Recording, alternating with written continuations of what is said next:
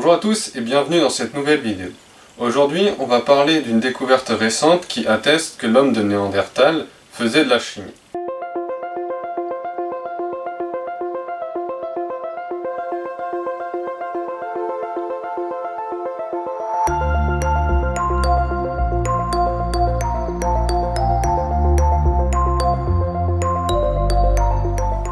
Alors on avait découvert que Néandertal utilisait un goudron à base d'écorce de bouleau comme colle. Et cela avait des implications sur notre compréhension des capacités cognitives de Néandertal, puisque le bouleau ne produit pas d'exsudat visible qui pourrait être identifié comme adhésif potentiel.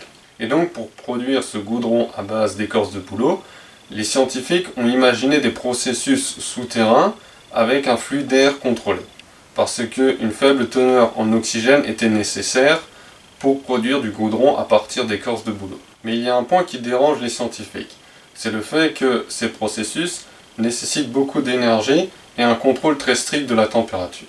Or ces scientifiques considèrent que les capacités cognitives de Néandertal sont trop limitées pour qu'ils aient pu développer de tels processus. Puis des scientifiques ont découvert une voie alternative de production du goudron à partir d'écorce de bouleau.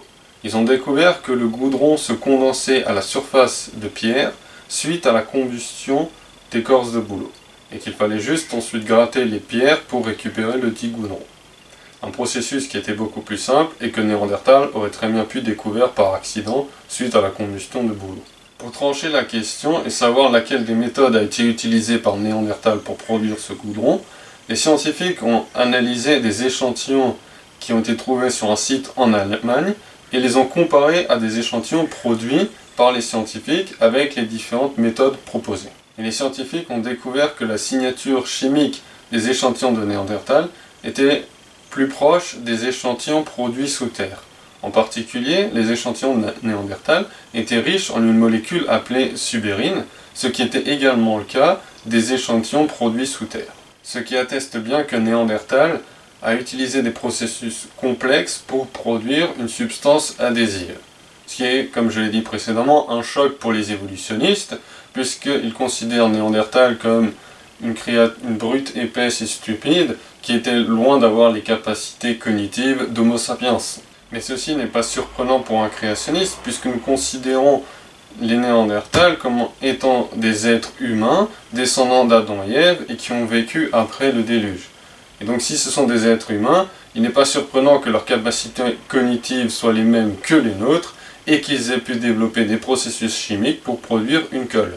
Et cette découverte s'ajoute à toutes les autres découvertes qui attestent que Néandertal est loin d'être la brute épaisse et stupide qu'on a tendance à représenter. On avait découvert que Néandertal fabriquait des bijoux, qu'ils fabriquaient des instruments de musique, qu'ils allaient plonger pour aller pêcher des coquillages, qu'ils étaient les auteurs de certaines des peintures rupestres et qu'ils enterraient même leurs morts. Voilà, c'est tout pour aujourd'hui. J'espère que cette vidéo vous a plu. On se retrouve la prochaine fois pour une nouvelle vidéo.